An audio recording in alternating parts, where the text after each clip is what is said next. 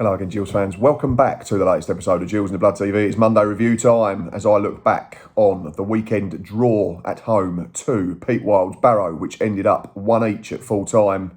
Unfortunately, you're going to have to just put up with me this week. Rhys is unavailable. He is off celebrating his partner's birthday. So I hope him and his partner are enjoying their weekend, away from the stresses of being a Gillingham football supporter. But the show does go on. So let's go all the way back to Saturday at 2 p.m. and have a look at the team news that broke. And the big omission was unfortunately experienced midfield man Sean Williams, not in the squad at all. It came to pass that he had pulled a hamstring in the training session the day before the game and missed out. It's highly unlikely that he's going to feature against Leyton Orient on Tuesday as well, which is a blow. So Dom Jeffrey's got his second league start of the season after the opening day loss at Wimbledon. So the team in full was Glenn Morris in goal, a back four from right to left of Will Wright, Max Emar, Elkan Baggott and Shea Alexander, a midfield quartet of Hakiba Delacoon, Robbie McKenzie, the already mentioned Jeffries and Alex McDonald. The front two was Mika Mandron and Scott Cashgit. On the bench, there was no Josh Chambers this week, but Joe Gabo did return, and Stuart O'Keefe was fit enough to take a place amongst the 18. In terms of the game itself, the first half, unfortunately, was as poor as we've been for a long time now. Just never got going. We were second best all over the park for 45 minutes. Lethargic, slow, passive, out of possession. Treated the ball like a bomb or a hot potato when we did have it. Too many misplaced passes, too many long balls straight through to their keeper or their centre-backs. Just generally really, really poor. Not a lot actually happened in the game, did it, to be fair? I know Barrow were bossing possession and they got into a couple of good areas. But the game seemed to turn on a 2 or 3 minute spell. Josh Kay, who'd been a threat a couple of times, managed to spin about 30 yards from goal. Unbelievable hit. You just have to give credit to players when they do that. Glenn Morris goes for it. It's getting absolutely nowhere near it. It crashes off the underside of the bar and comes out, and we managed to hack it to safety. We then go down the other end and almost open the scoring. We do well to recycle possession after they threaten a break. I think it's Mika Mandron who tracks back and does his defensive duty on the halfway line. He then gives the ball back to Shea Alexander, who goes home to Glenn Morris so we can reset and get back in our shape. And he managed to clip a ball over the top in behind the Barrow defence, and Hakiba Delacoon's managed to keep himself onside. It's a great first touch. He then jinks inside a couple of players and unleashes a venomous drive from about 25 yards. Looks for all the world it's going in the top corner. It's a brilliant save from Paul Farman. He gets a fingertip onto it, which flicks it on at the top of the crossbar. And you think then that we might awake from our slumber, but unfortunately we don't. And within a couple of minutes, we're behind. It's well played by Barrow. They work it well down our left-back area. I think Shea Alexander can probably do better and get closer to the man that eventually crosses it, Ben Whitfield. But it's a really smart finish from Josh Kay. I'm not sure it's an overhead kick, quite like the Barrow Twitter feed had us believe, but he certainly, adapts his body and his body shape really well to flick it into the corner, and Glenn Morris has no chance, despite there not being any pace on the finish. It's right in the corner, and we were staring down the barrel again. There was one incident I do want to talk about before the half-time whistle blew, which wasn't sort of talked about on the match day live. Again, it was decent play.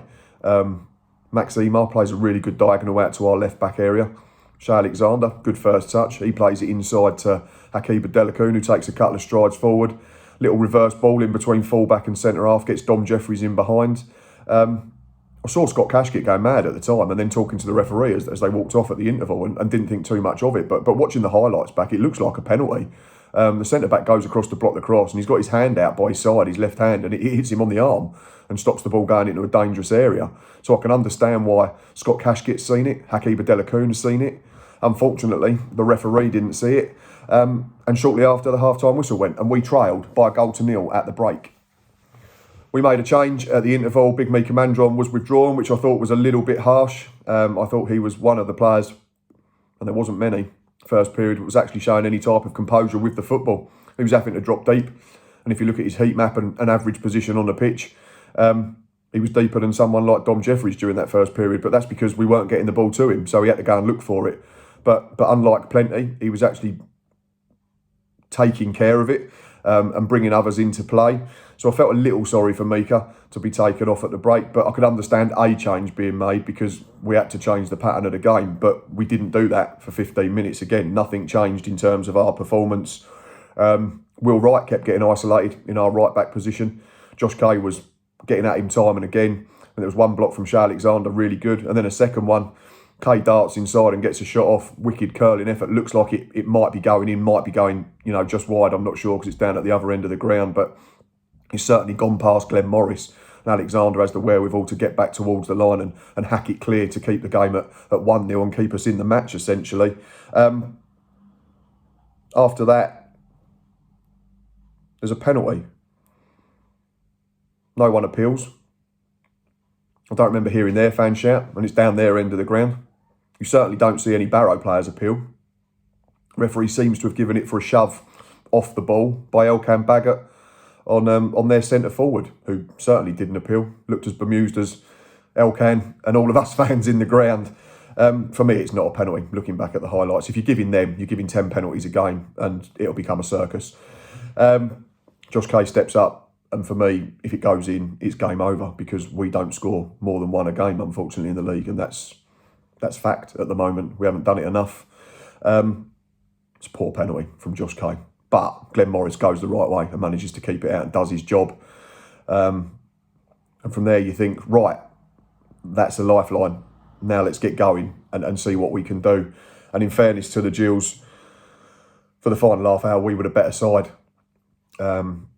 First chance comes our way. I think we're defending the edge of our box and there's a wayward pass from a Barrow player into the middle of the park. Hakeeba Delacroon picks it up, drives sort of forwards and across the pitch, plays a ball into the right wing channel, and Will Wright's done well to overlap. Not sure he was going to get there at first watching live, but he does, and he plays a first time pass, sort of splits the centre back and the left back. Scott Cashkett leaves it alone because I think he's offside. Lewis Walker isn't offside, not a chance. And he gets on the end of it. It's a tight-ish angle. He has to take it first time, left-footed. Paul Farmer makes a good save, comes out and spreads himself. I think it hits him in the face or the stomach. He milked it for all it was worth afterwards and was down for, I don't know, a couple of days. And it went out for a corner. But at least there were signs of life from an attacking perspective for the Gills. I think the corner got cleared. Shortly after, we get another ball in behind. I think Walker and Cashkett chase it down and their centre-back puts it out for a corner under pressure. And that's where the equaliser comes from. It's another good delivery from Will Wright. Farmer comes and flaps at it, doesn't get to it. And Elkan Baggott just holds his run at the back post and gets a good connection and it goes in. I'm not sure whether it shaves the near post, but it ends up in the back of the net. And that's the big thing for us. And it's 1-1 with, 18 minutes plus injury time to play. The Raynham ends up, the crowd's up. And suddenly you're thinking, can we go on and pinch a second? Whether we'd have deserved it, I'm not entirely sure. There's another chance comes, isn't there? And it's Hakeeba Delacroon who's at the heart of it again. Picks the ball up in the middle of the park. Gives it to Jordan Green, who had a positive impact when he came on. They then play a little 1-2. Green back to Hakeeba Delacroon. He strides into space, gets it in behind. Green uses his pace to get to the byline and gets on the end of the pass and whips a good ball across the 6-yard line. Cashkett, it's not on the same levels of his miss last week. He gets across his man at the near post, but it just sort of hits him and drifts over/wide. It would have been a brilliant finish to try and guide it into the net. I think it would have been a really smart finish. It's one of those chances that you need a bit of luck for it to go in, almost just to hit you on the knee or the stomach and roll across the line, almost apologetically, but it hits him at pace and ends up in the Raynham end. But for the first time in the game, we were on the front foot and pressing them back. They made a change. I think they took off Ben Whitfield, which surprised me. I thought he was very good all afternoon and caused us problems, as did Josh Kay, the other side. But yeah, there's no disputing the fact that we were on the front foot in the final stages of the game. I think there was another corner that came in and they managed to hack it clear. And then, yeah, I think the final half chance does fall to our visitors. There's like a scramble on the edge of our box and the shot gets lifted high into the Brian Moore stand. And shortly after that, the final whistle blew. Another 1-1, another draw. Again, if you're taking it in isolation, it's a decent point when you're not at your best. That's always the sign of a good side. I think I've said on Twitter that a month ago, 6 weeks ago, when Mansfield come to town, we conceded the first, we saved the penalty, we didn't learn and we conceded a second and lost comfortably. So there's signs of improvement in that sense. We stayed in the game and got ourselves on the front foot after the penalty save and went on to get an equaliser. We did create chances to win the game. I don't think we deserved to win the game. So I think a point was probably about fair. If you had to say any side did deserve to pinch it, though, it probably was the visitors. So you take the point and run, like the manager said, when you're not at your best. Comes back to the comment Neil Harris makes all the time: if you can't win games, make sure you don't lose them. And we've done that, so we have to take that positive. But we do need to start winning matches, and we do need to start winning matches quickly. In terms of the opposition and their best player on the day, and I'm going to call this Flying Bluebird, I think it would have been easy to go for Josh Kay. Hit the bar from 30 yards, he scored their goal. He was a menace, but I think there was one player that was probably a standout, and I've already mentioned his name, and I was surprised that he came off, and that was Ben Whitfield. And it's no coincidence for me that when he left the field to play around 70 minutes, Gills got on the front foot and became the better side and played the game in the Barrow half. Played 71 minutes in all, Whitfield. He had 35 touches of the football, completed 77% of his passes, 3 of them which were key that got him into good areas, provided the cross for the goal. And he also did his duty in terms of his defensive work. 75% of his duels on the floor were won. I didn't look at aerial duels, that's not his job. But yeah, just thought that Whitfield was very, very good at keeping Barrow ticking over, keeping them moving in a positive direction. Let's be honest, for the 70 minutes that he was on the park, he did everything that we wanted our midfielders to do, but they didn't really do or didn't do enough. So for me, slightly surprised he was taken off, slightly relieved he was taken off. But Flying Bluebird for me was Ben Whitfield. In terms of the Gills man of the match, it was slim pickings. If you was looking at the first period, probably only 1 or 2 that came out with any credit. Second half was better after the penalty save from Glenn Morris. Couple of honourable mentions. Elkan Baggott comes up with another big goal. He was solid enough defensively. A couple of mistakes, but he's a young kid, just turned 20. Learning his trade still. That's why he's on loan in League 2. But yeah, he was generally solid. Another good performance from the young Indonesian international. And also Haki Badelakoon. A couple of people have said on Twitter and on Facebook they thought he was poor and he wasted the ball. Who didn't for Gills? Let's be honest. No one was taking care of it the entirety of the first half, and we weren't great with it early portion of the second either. But I thought Haki Badelakoon was our bright spark in terms of attacking sense. If you look at the big moments we've had attacking the Barrow goal throughout the game, he seems to be involved in pretty much all of them. The shot that gets tipped onto the bar first half is his shot. The penalty shout comes from a really good reverse ball inside the left back and the centre back from Haki Badelakoon. The chance for Lewis Walker, it's a Delacoon that sees Will Wright's run and gets him into a good area. The chance for Scott Cashkett, it's a Delacoon linking up with Jordan Green before Green whips it in across the 6-yard box. So the only big moment, attacking-wise, that he wasn't directly involved in was actually the goal, and that comes from a set play. So for me, 2 honourable mentions are Elkan Baggott and Haki Badelakoon. But man of the match for me was Glenn Morris, because essentially, if he doesn't save the penalty, we probably lose the football match, because we don't come back from 2-0 down there, I don't think, with 40 minutes to play or whatever it was when the penalty was taken. The saves that he's made throughout the game, the Cat, were fairly routine. They're saves that you'd expect him to make, I get that. But he came and claimed crosses, he came and punched away. He was loud, he was commanding. And like I say, he was generally solid, which we weren't. We looked nervous and passive defensively, and Morris was certainly one of the few that wasn't and commanded his box. So for me, he was the Gillingham man of the match. Gills player ratings on the whole, it's a tricky one. You have to give credit for us for staying in the game. We're not at our best and picking up a point, but we weren't brilliant by any stretch of the imagination. So for me, Glenn Morris, 7.5, massive penalty save. Like I say, commanded his box, claimed crosses, punched away crosses, made saves that you'd expect him to make, and was generally okay. His distribution was fairly good, aside from 1 or 2 kicks that went out of play. In terms of the back 4, Will Wright at 6, got isolated a few times, which wasn't his fault, but he struggled up against the pace of Josh Kay.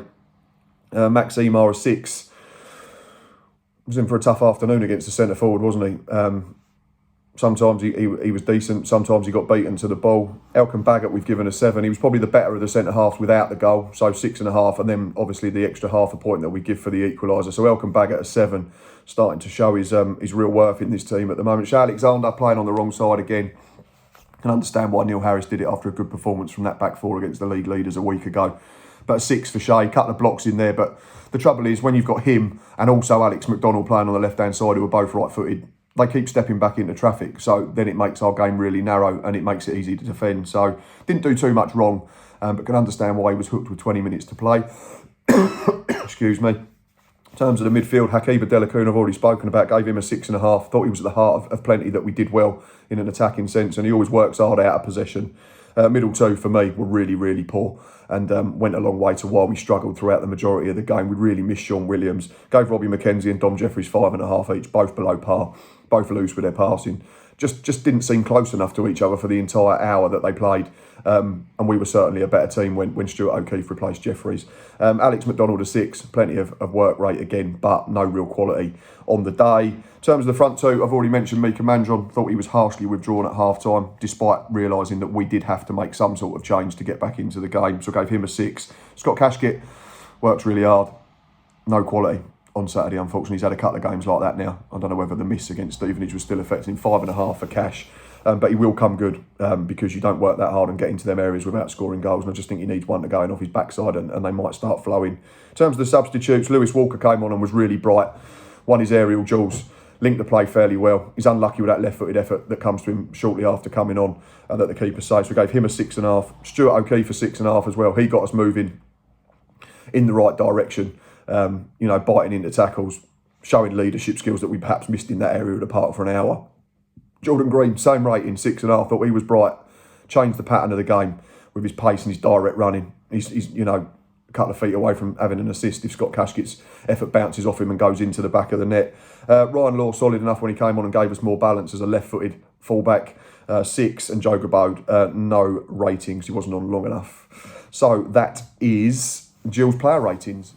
That is it for this week's Monday review. I do apologise again that you had to just listen to me, but Rhys was off enjoying birthday celebrations with his partner, enjoying a well-earned break. So, thanks for watching. Thanks for listening, as always. Please keep liking. Please keep subscribing. Up to 2162 now. I'm not sure how many of them are Indonesian because there seems to be a pattern here that I get a lot of subscribers added on when Elkan Baggett scores.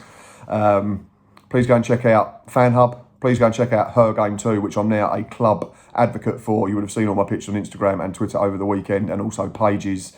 Something I felt really strongly about getting involved with, especially with my girls coming to more games this season.